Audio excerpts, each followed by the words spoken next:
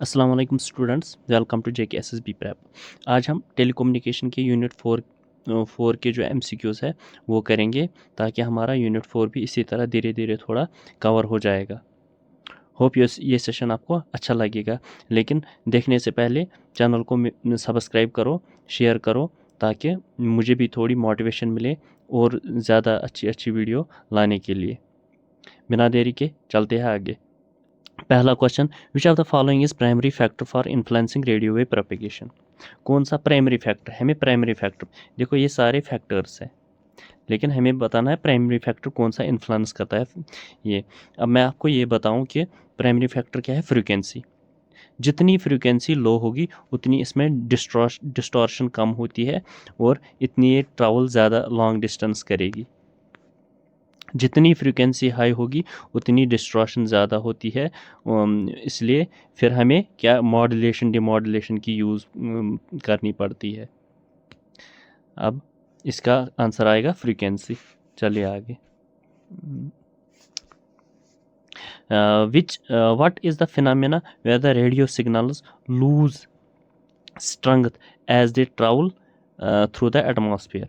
जब हमारी जो रेडियो सिग्नल्स है, ये वेव्स जब ये चलती है कहाँ है, एटमॉस्फेयर में, तो इनकी स्ट्रेंथ धीरे धीरे लूज़ होती जा रही है। उस फिनोमेना को क्या बोलेंगे? इसको कुछ नहीं करना, ये आपको याद रखना है कि सिग्नल्स उनकी स्ट्रेंथ लूज़ होती जा रही है एटमॉस्फेयर में, वो किस वजह से, उस फिनोमेना को क्या बोलते हैं? इसको बोलते हैं फेडिंग हम। Which modulation technique is most commonly used for a amplitude modulation radio broadcasting? कौन सी मॉड्यूलेशन यूज़ होती है इसमें? एम्पलीट्यूड इसका यही है कि एम्पलीट्यूड मॉड्यूलेशन ही, एम का मतलब ही है एम्पलीट्यूड मॉड्यूलेशन। चलिए आगे। विच of the following is true for frequency modulation. Frequency modulation के बारे में कौन सा नीचे वाले स्टेटमेंट्स कौन सा वाला ट्रू है? It varies the frequency of the carrier, it varies the amplitude, frequency amplitude पे काम नहीं करती। It is highly susceptible to noise, नहीं ये नॉइज इसकी हाई ससेप्टेबिलिटी नहीं है, ये नॉइज इसकी नॉइज रिडक्शन, ये नॉइज कम करता है। It requires less bandwidth than AM. देखो बैंड विड्थ जो है वो एफएम की ही ज़्यादा होती है दैन कंपेयर टू एएम। तो अब रहा एक, it varies the frequency of the carrier waves. Which of the following modulation technique is used for high fidelity audio broadcasting.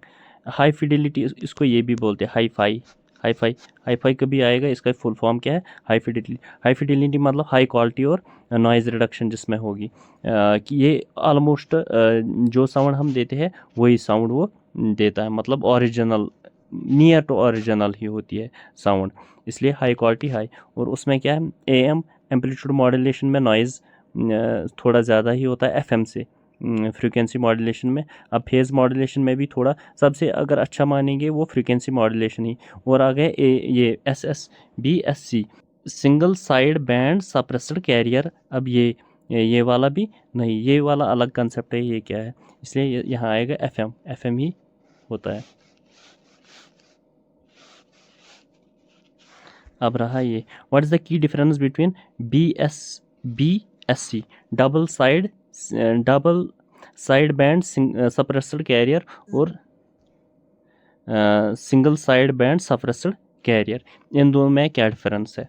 अगर आपने ये देखा होगा कि सुपर इम्पोज जो कैरियर वेव है वो कैसे सुपर इम्पोज होती है, उस पर वो हमारी जो सिग्नल है वो कैसे सुपर इम्पोज होती है, वो डबल साइड बैंड ऐसे होती है। देखो ये है हमारी वेव, ये है हमारी सिग्नल। अब क्या है, इसी के जस्ट अपोजिट में एग्जैक्ट यही सिग्नल हम नेगेटिव साइड में, अपोजिट साइड में लगाते हैं, और इसके बीच में होगी ये कैरियर जो इस हमारी मैसेज को, इसमें भी यही मैसेज होती है, इसमें भी यही मैसेज होती है, अब क्या किया हमने, इसमें ज़्यादा पावर्स, जब इतनी बड़ी सिग्नल हम भेज देते हैं, ये कैरियर सिग्नल, और ये इसमें थोड़ी एनर्जी हमें ज़्यादा लगती थी, पावर कंजप्शन ज़्यादा होता है। हमने बनाए पहले ये BSD-SC, मतलब DSB-SC, double side band suppressed carrier, फिर single side band suppressed carrier. इससे क्या होता है, पावर रिडक्शन। हमने ये कैरियर वेव है, इसको ये सप्रेस किया। कैसे किया हमने, ये वाला भी यहाँ नीचे लाया और ये वाला भी यहाँ नीचे लाया, और डबल साइड में दोनों, देखो यहाँ हमने क्या किया, हमने यहाँ एक साइड इसमें ख़त्म ही कर दिया, ये एक साइड, ये सिंगल साइड बैंड में। इनको बोलते हैं साइड बैंड, जो ऊपर और नीचे है, इनको साइड बैंड कर, इन्हीं को कंप्रेस करेंगे। इससे क्या हो जाएगा, ये सप्रेस हो जाएगा ये वाला कैरियर सिग्नल, और उन्हीं की वजह से हमें क्या हो जाएगा, जब ये कैरियर वेव कम हो जाएगी, उससे क्या हो जाएगी, एनर्जी हमें कम लगेगी, पावर सप्लाई कम लगेगी। तो सबसे कम पावर सप्लाई कौन लेता है, इस सिंगल साइड बैंड वाला, क्योंकि इसमें हम एक ये इसका सप्रेशन करते हैं, और एक वेव ही जितनी एनर्जी इसको लगती थी ये ख़त्म हो गई, और इसका भी सप्रेशन किया हमने, कैरियर वेव का भी, उसमें भी एनर्जी थोड़ी कम बच गई, इसलिए इसकी 100% एनर्जी बच जाती है, और इस डबल साइड की 50% एनर्जी बच जाती है। तो क्या बोल रहा है ये, क्या एडवांटेज, क्या डिफरेंस है, SSB-ST transmits to side bands, ये तो गलत है। ये मैंने पहले ही बताया, एक sideband, single side band, ये एक बैंड ख़त्म ही करता है। DSB-SC requires higher bandwidth, higher bandwidth ये है, लेकिन ये हायर बैंड विड्थ किस में होती है, वो इसमें सिंगल साइड बैंड में होती है, तो ये भी गलत है। ये अब क्या रहा, single side band SC uses only one side band for transmit, ये मैंने आपको बताया, वन साइड बैंड, क्योंकि एनर्जी बचानी होती है। DSB is less band width option then SSB, तो नहीं, SSB में ही ये बैंड विड्थ एफिशिएंसी SSB-SC में ही होती है। क्या है इसका आंसर, C ही आया, यूज ओनली वन साइड में। विच of the following modulation technique is most band width efficient, कौन सी मॉड्यूलेशन बैंड विड्थ एफिशिएंट है, तो वो मैंने आपको बताया, सबसे ज़्यादा कौन है, SSB-SC, यही मैंने बताया, इसी की सबसे एफिशिएंसी है बैंड विड्थ में, ये सबसे ज़्यादा, मतलब बैंड विड्थ आपको पता है किस फ्रीक्वेंसी रेंज में कोई सिग्नल जा सकती है। मिसाल के तौर पर अगर आपको मैं बताऊं, ह्यूमन ईयर जो है वो किस रेंज तक सुन सकता है, ये क्वेश्चन भी आ सकता है, ये मैंने आपको बताया नहीं, वो क्या है, 20 हर्ट्ज़, जब तक एक सिग्नल की फ्रीक्वेंसी 20 हर्ट्ज़ ना हो, और 20,000 हर्ट्ज़ तक अगर ना हो, इसके बीच में अगर कोई सिग्नल हो इस फ्रीक्वेंसी की रेंज के, तब हमारे कान सुन सकते हैं, अगर नहीं है तो हम नहीं सुन सकते। मिसाल के तौर पर डॉग्स है, वो 20,000 हर्ट्ज़ से ऊपर भी सुन सकते हैं, डॉग्स के कान बहुत ख़तरनाक होते हैं। तो यही है क्या, ये है बैंड विड्थ, इसी बैंड विड्थ में हम सुन सकते हैं। इसी तरह सबसे एफिशिएंट बैंड विड्थ किस में होती है, ये SSB-SC में। चलिए आगे, which block of AM transmitter is responsible for generating carrier signal, carrier signal कौन जनरेट करता है, ये तो अहम क्वेश्चन है। सपोज हमने सिग्नल जनरेट की, जो हमें मैसेज भेजनी है, ये है हमारी वेव, अब हम सुपर इम्पोज करते हैं हमें ऐसे ट्रांसमीटर में, लेकिन हमने ये सोचा कि ये वाली कहाँ आती है, ये वाली का, ये वहाँ ऑसिलेटर लगा हुआ है, वही ऑसिलेटर से हम कैरियर वेव जनरेट करते हैं, जिस पे हम ये सुपर इम्पोज करते हैं, मतलब गाड़ी हम बनाते हैं ऑसिलेटर से, ये बात याद रखना। In FM transmission, which of the following component is responsible for frequency deviation? frequency deviation मतलब कौन सा करता है, ये मॉड्यूलेटर करता है, एम्पलीफायर नहीं करता है, और ये ऑसिलेटर भी नहीं करता, एंटेना भी नहीं करता, मॉड्यूलेटर ही करता है फ्रीक्वेंसी डेविएशन किसकी, जो मैंने आपको बताया मॉड्यूलेटर, ये फ्रीक्वेंसी चेंज करता है किसकी, कैरियर वेव की, ये याद रखना, कैरियर्स की हम चेंज करते हैं। चलिए आगे, अब ये रहा सवाल, विच of the following antenna is best suitable for long range communication. Long range communication के लिए कौन सा एंटेना बेहतर है? टाइप्स ऑफ एंटेना आपने पढ़े ही होंगे, तो सबसे बेस्ट कौन है लॉन्ग रेंज में? पैराबोला, ये वाले, ये पैराबोलिक रिफ्लेक्टर एंटेना, वो बड़े बड़े ऐसे पैन जैसे होती है जो सैटेलाइट से आते हैं, ऐसे रिफ्लेक्टर्स, यही याद रखना, ये वाले सबसे सूटेबल होते हैं लॉन्ग रेंज कम्युनिकेशन के लिए। डाइपोल आपको पता ही है, 2 पोल्स, और लूप एंटेना ऐसे ही होते हैं, टायर वाला, यगी वाला वो होता है ना, क्रॉस वाला। What is the purpose of concept of multiplexing? Multiplexing in digital communication systems. Multiplexing क्या होता है? Suppose n type of signals आ गई, n टाइप ऑफ सिग्नल्स, और यहाँ है एक है चैनल जिसके थ्रू ये चलता है, और यहाँ है जो रिसीवर्स होते हैं। हम क्या करते हैं, ये सारी मल्टीप्लेक्सिंग होती है, ये सारे इनको कंबाइन करता है एक चैनल में, फिर एक लिंक के थ्रू ही इसको ये कैरी करता है, फिर वहाँ फिर से ये इसको बोलते हैं डिमल्टीप्लेक्सिंग, फिर से इसको जहाँ जहाँ भेजना होता है वहाँ, मतलब एक लिंक के थ्रू ही भेजता है। फिर क्या बता रहा question, to combine multiple signals in a single signal transmission to reduce the bandwidth of the required transmission, ये नहीं आएगा। To encode the signal for security, नहीं। To convert the analogue into digital, ये नहीं। पहला ही जो मैंने बताया कि बहुत सारे मल्टीपल सिग्नल्स को ये लेता है और सिंगल चैनल में ट्रांसफ़र करता है। Which of the following is use to convert an analog into digital signal. पहले मैं आपको बताऊं, एक चीज़ आती है, उसको बोलते हैं pulse code modulation. Pulse code modulation वो क्या करता है, वो एनालॉग सिग्नल्स जो है इनको डिजिटली कन्वर्ट करता है। ये पल्स कोड मॉड्यूलेशन में 3 चीज़ें होती है, ये बात याद रखना। पल्स कोड मॉड्यूलेशन क्या करता है, एनालॉग सिग्नल्स को डिजिटली कन्वर्ट करता है। इसमें 3 चीज़ें होती है, एक होता है सैम्पलिंग, एक होता है क्वांटाइजेशन, एक होता है एनकोडिंग। सैम्पलिंग क्या होती है, हम एक सिग्नल की सैम्पल लेंगे, लेकिन ये इंटरवल्स में लेते हैं हम, ये फ्रीक्वेंटली हम लेते रहते हैं ये सैम्पल्स। उस सैम्पल को क्या करते हैं, उसको क्वांटाइजेशन करते हैं, इसको कोई पर्टिकुलर रेंज देते हैं राउंड ऑफ करके, जिसका वैल्यू है, इसका नियरेस्ट वैल्यू हम देते हैं, इसका उसको क्या बोलते हैं, क्वांटाइजेशन। जब नियरेस्ट वैल्यू देता है, इसको हम फिर नंबर सिस्टम में कन्वर्ट करते हैं, ज़ीरोज़ और वनस की कोड में, 0 0 1 0।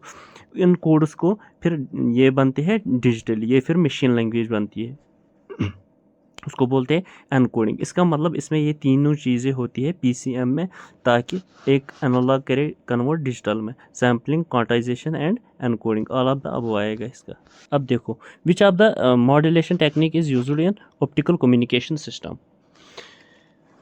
ऑप्टिकल कम्युनिकेशन सिस्टम मतलब जिसमें ऑप्टिकल फाइबर्स यूज़ होती है, ये बता रहा है कौन सी मॉड्यूलेशन टेक्निक यूज़ होती है। आपको मैंने बताया वो मॉड्यूलेशन टेक्निक क्या है, पीसीएम, पल्स कोड मॉड्यूलेशन ही इसमें यूज़ होती है। क्यों, वो हम फिर मशीन लैंग्वेज में ये कन्वर्ट करते हैं, फिर वो लाइट के थ्रू ऐसे फाइबर केबल्स में चलती है, ऑप्टिकल फाइबर केबल्स में लाइट के through.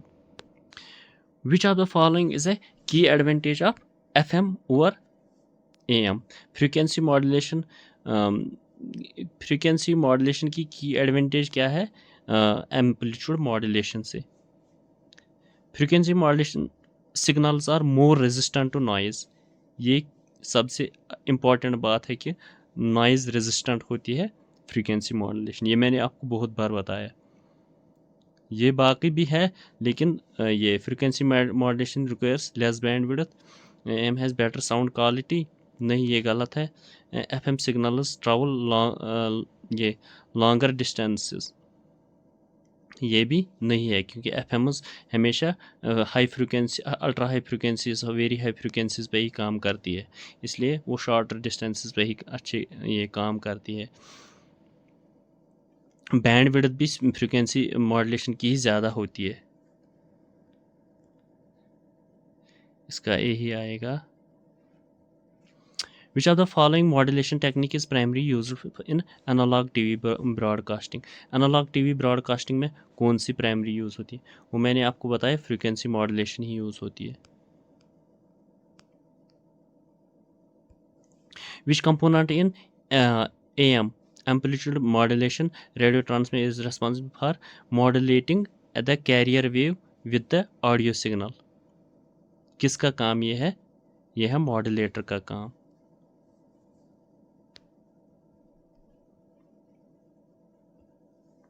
Which of the following is the main difference between the AM and FM radio broadcasting? क्या है इनमें फ़र्क? AM varies amplitude of the carrier wave while FM uses various frequencies. ये तो common difference ही है. ये AM मतलब amplitude, FM करता है काम frequency पे ही. अब रही ये. In a television system which component is responsible for converting a video signal into a visual image. अगर आपने टीवी देखा, वो पुराने ज़माने के वो इतने बड़े टीवी, तो इनमें ये पीछे आता था वो कैथोड रे ट्यूब, यहाँ से सिग्नल्स आती थी और यहाँ हमें फिर शक्ल यहाँ पे बन जाती थी. CRT कैथोड रे ट्यूब, इसका CRT ही आएगा. Which of the following devices is used to maintain a stable voltage and protect electrical equipment from power surge? किसका काम है वोल्टेज स्टेबल करना? वो स्टेबलाइज़र का है. इन्वर्टर का काम क्या है? जो DC सप्लाई आती है, जो सपोज़ हम बैटरी में स्टोर रखते हैं पावर, फिर हम इसको वापस इन्वर्ट करते हैं किस में? AC में. इसको बोलते हैं हम इन्वर्टर. अगर हमें ये AC करना है DC में कन्वर्ट, AC को DC में कन्वर्ट करते हैं, फिर इसको क्या बोलते हैं? रेक्टिफायर. ये बात याद रखना. UPS क्या होता है? Uninterruptible power supply. मतलब ये हमारे सिस्टम्स के साथ लगा हुआ है होता है. जब पावर सप्लाई जाए भी, ये थोड़ी देर बैकअप, ताकि इंटरप्शन ना हो जाए अगर फाइल्स वाइल्स सेव ना की होगी. इसके बाद स्विच मोड पावर सप्लाई होता है, ये भी वहीं पे होता है सिस्टम में ही. इसके बाद हाँ ये वाला. Which are the following devices used to convert DC power into AC? DC को AC में कन्वर्ट करना, ये तो मैंने आपको अभी बताया, इन्वर्टर का काम ही है.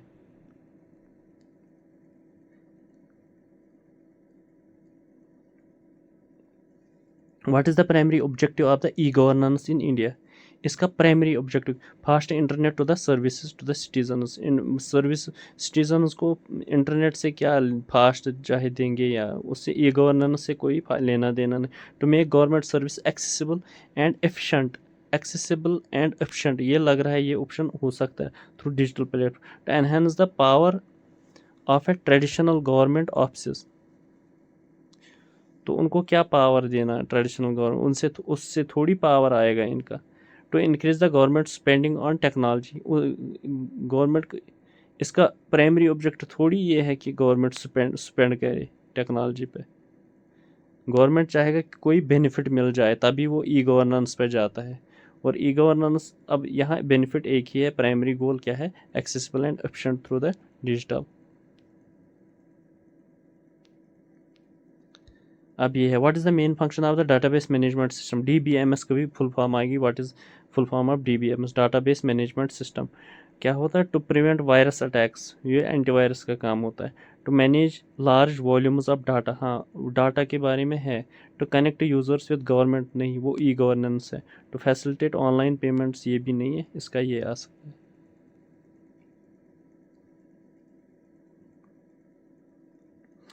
Which of the following is a primary characteristic of antivirus? Virus क्या होता है? VIRUS कभी आएगा. इसकी फुल फॉर्म क्या है? Vital information resource under seize. मतलब किसी ने सीज, जेल में भर दिया.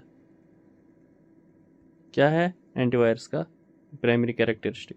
To block access to government website, ये तो काम ही नहीं है. To detect and remove malicious softwares from the computer. Malicious softwares को कंट्रोल करना. To increase the process of speeding of computer, ये है, लेकिन प्राइमरी ऑब्जेक्टिव थोड़ी है. To encrypt the sensitive data, नहीं. अब ये है to detect and malicious softwares. What is the primary function of UPS? Uninterruptible power supply का. To convert AC into DC, ये थोड़ी है. To provide backup power during the electrical outrages, ये मैंने आपको अभी बताया. अगर हमें फाइल्स अभी लिखी हुई है, पावर गया फिर क्या करें. To regulate voltage of electric circuits to supply power motors, इसका भी ही आएगा. आज के लिए इतना ही. मिलते हैं नेक्स्ट सेशन में. Thank you.